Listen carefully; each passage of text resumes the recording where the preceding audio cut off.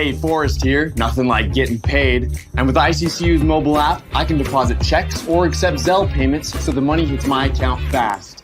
I just wish there was an app for mowing the rest of these lawns. Right now, Lithia Ford of Boise is buying used vehicles. How much you want for the SUV? I don't know. Well, Lithia Ford will give you more than that. How much more? More than you think. I'm not thinking anything. I'm thinking you might get even more than that. See how much more you can get at Lithia Ford of Boise. When it comes to concrete, we've got you covered. RowPaint.com offers custom concrete coating services for your garage, business, warehouse, and more. And we do it in one day. We are your complete concrete coatings solution.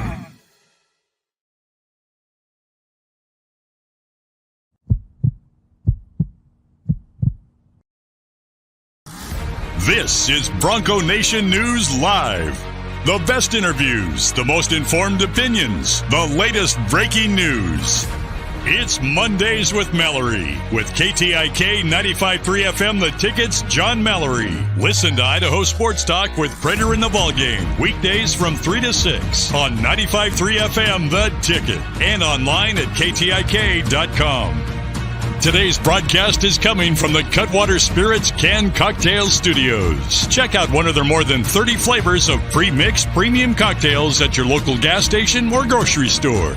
Now, here's Johnny Ballgame and BJ Rains with another edition of Bronco Nation News Live. Hey, how we doing? Happy Monday, Boise State fans. Welcome on in. Bronco Nation News Live here at BroncoNationNews.com. It's Mondays with Mallory, as you heard. So kind enough to join us for his weekly Monday appearance is the man himself, just getting out of bed, it looks like, John Mallory. Johnny, happy Monday to you, man. Weekends, man. Happy Monday. One of those weekends you felt like you just wanted that extra day. You know, I saw you obviously Saturday night for the Luke Combs on the Blue, and that was, I thought, darn near historic. What a wonderful night that was. And ready to be back with you talking Boise State football on a Monday. It's gorgeous outside. I had the sunroof open when I was driving on I-84 in town today, in downtown in this studio, and I'm ready to go, man. It was a great time since you brought it up. I'll go ahead and throw the picture up there. Good to see you, Johnny, on Saturday at the concert. We were down there on the floor. It was a lot of fun, man. And I know that's the topic you guys have talked about, concerts on the Blue and using that space. And that's all I could think of during the concert, Johnny, was how do they do this more often, man? It was epic, man. And you know, I wouldn't even call myself the biggest Luke Combs fan of all time like a month ago, but you know, listening to some of his songs and music and then hearing them all live at the concert, I don't think anybody left there disappointed, man. It was a heck of a show, a heck of a concert. It was great to see you. And that's something they need to try to do more often, man. They got to find a way to utilize the Blue and utilize that space they have, because that's got to be a yearly thing. And in my opinion, it needs to be twice a year. I want 2 each summer, man. Come on. One in May and one in July. Yeah, right before camp starts or something. Or you just keep the stuff on the field and you do it on back-to-back Saturdays. You have all the chairs in there, you have all the stuff in there, the infrastructure set up. You get Luke Combs this Saturday, and then you get U2 or somebody the next Saturday. I don't know. U2 on the Blue? Okay. I don't know. I'm just going out. There was one guy tweeted at me saying he'd like to see some non-country options. I agree with that guy.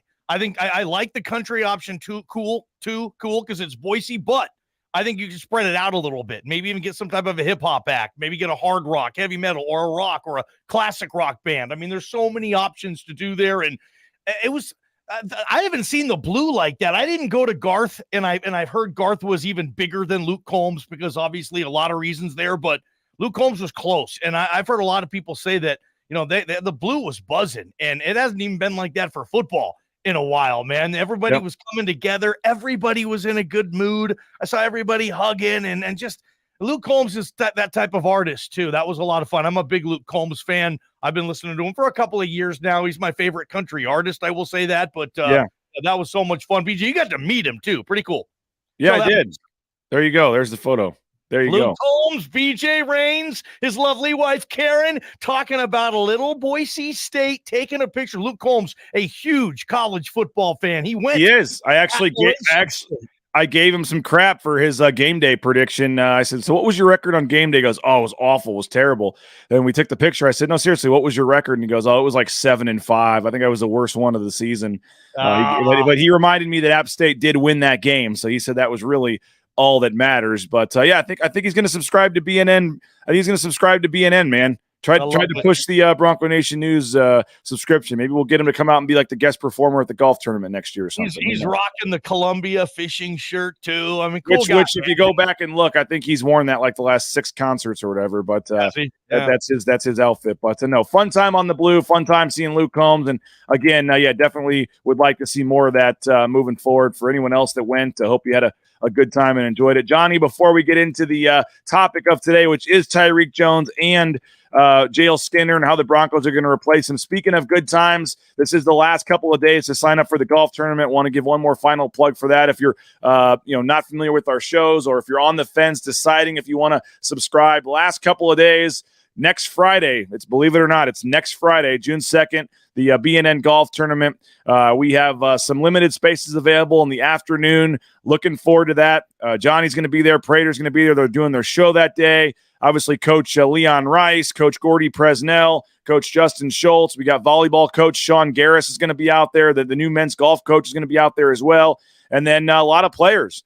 Tyson Degenhart doing the celebrity shot on hole 17. RJ Keene's going to be out there. Riley Smith, DJ Schramm, Jonah Dalmas, Kanoe Kaniho, Alexander Tubner, Maddox Madsen. I mean, you go down the line. We got, for the first time, some football players, 9 football players, Johnny, playing in this tournament. We've got some basketball players. I mentioned a lot of the coaches. You can win a hole in one. You can win a new car with a hole in one on hole 6. And Johnny, the car from Lithia Ford will actually be out there parked at hole 6. And if you get a hole in one, you can just literally sign some paperwork and drive the car home. A new Bronco Sport. That's not the exact color. That's not the exact car, but it is a Ford Bronco Sport that will be parked at hole 6 at Lithia Ford of Boise for a hole in one. We're going to have tons of food and drink vendors out there. Bacon's giving a free bacon bag to every foursome. We got Cutwater Spirits providing some beverages. We got all kinds of great stuff. R&R Barbecue, who I know you guys work with and give away as prizes sometimes on KTIK. They're going to be giving away free food at one of the holes. And then, of course, Chef Wally, just cater it, a full lunch. It's going to be a fun day. We really enjoyed the first annual one last year, and it's going to be much better and bigger this year. Looking forward to it, Johnny. Appreciate KTIK's involvement, and it's the last couple of days to sign up. If you don't golf and you want to come hang out, you can pay $50, and you get $25 in raffle tickets, and you can have lunch and hang out and meet everybody and make your donation to the Idaho Youth Sports Commission. So if that interests folks, just a lunch ticket, it's $50. Let me know, and we'd love to have you out there for lunch. But next Friday, Johnny, big day, going to be fun. I love it, man. Great tournament, great fun, great event. Chef Wally, just cater it. I remember last year, I think you had some pulled pork sandwiches and stuff. It was terrific. When Wally's catering it, it's going to be, it's like angels dancing on your tongue, BJ. Fantastic meal. Love it. And Chef Wally, he's going to make the lunch bigger and better. He's talking about a carving station, all kinds of stuff. So we got Pastry Perfection bringing donuts as well. So going to be a full fun day. Dayton Robinson says, can't wait. And looking forward to having Dayton out there. So going to be a fun. That's next Friday. And again, BroncoNationNews.com/golf. If you'd like to sign up. We've reached the final 5 topics in our Boise State, kind of off-season outlook series. I think I'm calling it the month of May. Worked out perfect. 20 topics, 20 shows in the month of May. And we're kind of just, not really technically in order, but we are kind of getting bigger as we go here. And I think we have 5 pretty big storylines, probably the 5 biggest storylines around the team to talk about this week as we wrap up this series here at BroncoNationNews.com. And Johnny, I think today is an interesting one. JL Skinner, Tyreque Jones, that duo and what they've done at safety the last several years for Boise State. I know Tyreque Jones moved down to the nickel some last year, but in the back end, being able to count on the production, the leadership, the physicality, the playmaking of those guys, that was a nice luxury that Boise State has had the last 3-4 years. That's now gone. And trying to replace everything that JL Skinner and Tyreque Jones brought to the table on and off the field at safety and nickel for Boise State. I think that's a huge storyline for this defense and a huge storyline for this team going into the season. I didn't really think about that off the field, in the media room, in the media sessions. I mean, Tyreque Jones and JL Skinner handled that. And they were veteran presence, a couple of veteran presences where the coaches knew that they could give those guys to the media and they'd represent the team and the defense exactly how they wanted to. Who is going to fill that role? Rodney Robinson, I guess, will get the first crack at it. There's a couple of other names I'm sure we'll talk about, but they were pivotal pieces of this defense, and I know they're in OTAs right now. I think this is probably the first day, and I doubt Skinner's working because he's still injured, but Tyreque Jones, I believe today, I think the Tennessee Titans are in OTAs, if not tomorrow or Wednesday, but Tyreque Jones for the first time, probably today, got to put on an NFL helmet and run out there and do drills. That's got to be surreal for those guys. For the first time, you just put on a legit NFL helmet, snap that sucker up and say, okay, I'm in the league. Now it's up to me. That's got to be a crazy feeling. And those two guys are really, really intelligent young men, and they're hell of a football players too, both of them. And I'm rooting for them, but yeah, they leave big shoes to fill here. Luckily, Boise State does have a large amount of experience coming back. Tubner played a lot. Robinson has played a lot. Shea Oladipo was playing as a true freshman. He's played a lot, and they have guys coming in that I know we're going to talk about as well. So it's not the worst situation. You would think if you lose, most programs lose a JL Skinner and a Tyreque Jones after a year. Massive holes. They have guys coming back that I think that can fill those holes in a very respectable way. They do. But I mean, no disrespect to those guys. Both the guys we just mentioned are now in NFL training camps. So totally. Would any of the other three guys we just mentioned, Tubner, Oladipo, or Robinson, be in NFL training camps right now if they had the opportunity? I think the answer is no, probably. So there is certainly, at least in the leadership, the experience, talent, some sort of drop off, right? I mean, we can't expect, or is the standard, as they like to say, and are we expecting that these guys that step in there to be just as productive as those guys were? Hopefully at the end of the day, they can be just as productive, but they're just going to have to do it differently. And I know Tubner has talked about that a lot. Look, I get it. I know it. I saw it. I'm not JL Skinner, but I'm still a really good football player, and I can help this team in other ways. And hopefully that is the case. Robinson, I get it with his size. I'm not sure where the NFL will be a fit for him, if it will. And Shea Oladipo, we'll see. He's got the size. He's had the ability. We'll see if he can develop into that moving forward, BJ. But yeah, obviously, they're not going to be as good at safety. You'd like to have Tyreque and JL when you open at Husky Stadium in Seattle on Labor Day weekend, right? You're not going to have that. But luckily, you do have guys, three of them there, like I mentioned, who have played in big-time atmospheres before. They're not going to be as shaken up as a kid you're throwing out there for the very first time, like many Boise State players will start that game. It'll be their first start, and they're going to be like, holy smokes, this is really loud here. So it's going to be interesting to see, but it's not the worst situation is all I'm saying there, BJ. Sure. I expect their safeties to play really well this year. I think Kane Ione does a terrific job coaching them up, and they, like I said a million times now, they have experience there. I think they're going to be okay. This is by no means the weakest part of this defense. I think it lies up front. Yeah, I think that's part of the problem. You're expecting it'd be one thing if you just had to replace those guys and be okay with maybe a small drop off.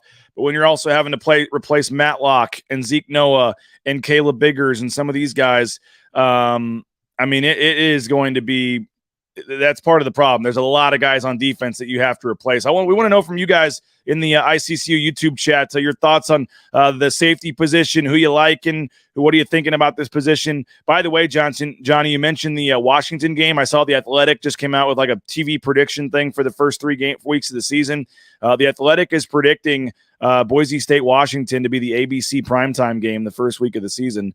And so that'd be a rare ESPN / I guess ABC game that they don't get a lot anymore now that there's no TV contract with the Mountain West and ESPN. So they could potentially get in prime time, which may be a good thing, maybe a bad thing, Johnny, based on this defense and Michael Penix Jr. But that should be out in the next 10 days. That could be this week. It very well could be this week that the Mountain West releases their CBS Sports, Fox television packages. At the latest, it'll be next week. I saw next Wednesday, Johnny, the 31st, is when ESPN is going to announce their first 3 weeks. So we'll get within the next 10 days the game times and TV information for a lot of Boise State games. So that is coming, and we'll be here in the near future. I want to talk about Rodney Robinson and some of these guys and what we expect from them coming up here in just a second at safety. But first, a reminder, we are broadcasting from the Cutwater Spirits mobile studios. More than 30 flavors of pre-mixed premium cocktails. You can pick one up at your local gas station or grocery store. Johnny, they will have a tasting station at hole 4 of the golf tournament next week, providing some free samples of Cutwater Spirits. Looking forward to that. Rowpaint.com will be out there as well, passing out free golf balls. Rowpaint.com, 5 times stronger than epoxy. It's the one-day install. Their concrete coatings are just unbelievable. Check them out. Get a free estimate, roepaint.com. The weather is warming up. It's grilling season. That means the deals are heating up at Lithia Ford of Boise as well. Check them out, lithiafordboise.com. View their full inventory of vehicles. Again, you can do what the Raines family did. Find your vehicle online, go in, test drive it, and be on your way in a couple of hours. lithiafordboise.com. And again, they're giving out a free car, a free Bronco Sport for a hole-in-one on hole 6 at the golf tournament. They'll be out there, Jim Sturk and company, next Friday. Idaho Central Credit Union, well, they're giving out golf clubs. They're going to be out there as well. So look, love and appreciative of all of our major sponsors here, also stepping up for the golf tournament as well. Idaho Central Credit Union, ICCU.com. And Johnny, tomorrow's the day. Big time announcement for Bronco Nation News and Idaho Central Credit Union. Look, I think you know what it is, but really, really looking forward to this tomorrow. Do not miss tomorrow's show. We are making history with Boise State Athletics and ICCU and BNN. So it's going to be an exciting announcement tomorrow as we continue to provide the best coverage that we can at Bronco Nation News. And if you're looking for a new job, how about Transportation Compliance Service? They can help you every step of the way to get into the trucking industry. And I'm talking the Amazon truck in your neighborhood, the big rig you see on the screen, any kind of delivery service or big rig truck, they can help you out and get you out there towing that first load in no time. All the permits and things you need, let the professionals take care of it. Get more information at transcompservice.com. Okay, Johnny, we mentioned a lot of these guys by name, but let's what are we expecting here? Obviously, you got Shale and Depot has played the nickel. Has gone back and forth. It looks like that's going to be a spot they might want to utilize there. And then Rodney Robinson and Tubner potentially at safety. I mean, you mentioned these guys not being, first-time guys out there. I mean, Johnny, if you go look at the stats, Rodney Robinson was 5th on the team in tackles last year. Shale Adipo, 6th on the team in tackles last year. So 2 of the guys that we're talking about putting in there, and Tubner was 8th. So those 3 guys were 3 of your top 8 tacklers that return and now become starters. So maybe the, I don't want to maybe it's overblown a little bit. Maybe you got 3 of your top 8 tacklers moving into starting spots right now. Maybe we shouldn't be that worried about it. Maybe we shouldn't. I mean, yeah, they are experienced veteran players, and I'm sure Kane Ione knows that and loves that. And again, they've made plays on the blue. They've made plays on the road. Like I'm not worried all that much about safety. And who knows? Titus Toller, a major wild card from Wisconsin, didn't get to play much in the Big Ten. Maybe he can play. Milo Lopez, a guy they got, a safety from Cerritos, a JC kid. I know they like his size, 6'2". I mean, there's some other players there that maybe factor in as kind of wild cards. Who knows, right? So we'll let camp play out, and I think safety and Kane Ione, the safety position and Kane Ione are going to be okay with it. And not NFL prospects yet, but let's just let these guys play and see what they can come into. I know the schedule is going to be tough, and here's the deal, BJ. We will know early if we say, crap, safety's a major issue here. We'll know early, right? Those first 2 games, Washington and Central Florida, holy smokes, right, man? I mean, we're going to know where the leaks are in this thing, those first 2 games, I think, and where they dramatically need to get better, right? So safety, we'll see if that's one of them. I don't think it will be, though. I like the safeties back, BJ. A lot of experience. They're veterans. We've talked with Tubner a few times. We've talked with Shea. We've talked with Rodney a bunch. I like these kids, man. I think they're going to have the opportunity to go out there and make plays. I want to say Tubner scares me a little against Michael Penix, but, he's not JL, but he has played. It's not going to be the first time he's seen the field in a big-time moment. That's what I do like about it, and the kid works his ass off, and hopefully he's ready to go. But, if there's one guy maybe I'm a little nervous about back there, I love Alex Tubner as the Swiss Army knife backup, right? if something happens here, we can throw tubes in and we don't lose much. Now that all of a sudden he's going to play every snap, maybe you have a different mindset with that. Time will tell. ABC, ESPN primetime. If that's the case, how fun that will be, man. Wow. I think in short spurts, Tubner's done a really nice job when he's had to come in for a half, when Skinner got ejected, or a game here or there. I mean, against North Texas, and again, North Texas is not Washington. In the bowl game, though. He had 10 tackles, I believe, was like one of the defensive players of the game. Mm-hmm. He had a great game, 10 tackles filling in. But I think with Tubner, the storyline is, it's one thing to do it for a half or a game here and there. Can Tubner do it for 14 games? I mean, that's, I think, what the question is with him, because we've seen Oladipo and Robinson both start a good majority of the season. I think Robinson started every game last year at safety, next to JL, and then now slides over. Chad Bocut on the ICCU YouTube chat says, I'm a massive Oladipo fan. He's an absolute ball hawk. Dayton Robinson, also a fan. Cody says the big thing is going to be the injuries, because these three are pretty good, John. Even the depth behind them might be where your challenge. If you get an injury to one of these three guys, that's where it could start to go downhill fast. I would say that about any position on this defense, though. Maybe outside of corner, though. Right now, they look paper thin. Right? What if DJ Schramm gets hurt? What if Andrew Simpson gets hurt? What if Herbert Gums goes down? Oh, shucks! Right? Like, they're very thin defensively, and I got to grow these guys up, and groom them, and hopefully they'll be ready. I'm with those guys, though, on Shea Oladipo. I think he's going to have a terrific season at nickel. And if you have to, you can move Oladipo back to safety and figure out another plan at nickel, because Shea's played all over the place. We've seen him picking off passes and making plays since he was a true freshman. Yeah. I think that was the COVID year. It feels like a long time ago, but Shea Oladipo was one of those rare true freshmen that played the COVID year. So he has a ton of experience, and I'm with those listeners right there, those fans. Shea Oladipo can play, and Rodney Robinson's a ball hawk too. I know you look at his size and you're like, what, really, dude? You play Division I football? Like, I mean, you see Rodney Robinson, he's shorter than us, BJ, and all of a sudden he comes out there. He makes plays, a really good tackler, has a nose for the football as well. And it's like you said, started every game last year as far as I can remember, unless he had a boo-boo 1 week or another. Like, he was out there all the time. Rodney Robinson should be, in my opinion, a chance to be a preseason All-Mountain West selection on defense with that experience. Maybe Oladipo, obviously Schramm will be on that list for sure, but a couple other guys too maybe have a chance at it. Rodney Robinson had 48 tackles last year. That was 5th on the team, and he played in all 14 games, had 2.5 tackles for loss, 3 interceptions. Rodney Robinson was a second on the team to Skinner's 4. 3 interceptions for Rodney Robinson last year, 3 pass breakups as well. And then Oladipo is right behind him, 6th on the team in tackles with 40, had a tackle and a half for loss. He had an interception. He had a team high 5 pass breakups for Shea Oladipo last year as well. So you're bringing back 2 guys that were very productive and played a lot. And as Perry says, John, is this kind of it? We just trust Spencer Danielson. Like he says, he'll have the D locked in regardless of who is playing. I mean, is this just where you trust your recruiting, you trust your coaching, you trust the process, and at some point everybody moves on, and at some point JL Skinner had to step in and replace somebody else, and now these guys, I mean, are we just expect that it's next man up? I have a lot of confidence in Spencer Danielson. I don't know about you. I think you do too. I don't know anybody who doesn't have a lot of confidence in Spencer Danielson, especially when they get to the Mountain West part of the schedule. BJ, I'm really down on the Mountain West this year as a football league as a whole. I think Boise State is a massive favorite to win this league. Now, obviously, a lot of things can happen, and there can be some studs that we don't know about yet. But, I mean, early on in the year, it'll be tough for Danielson, I think, in this defense.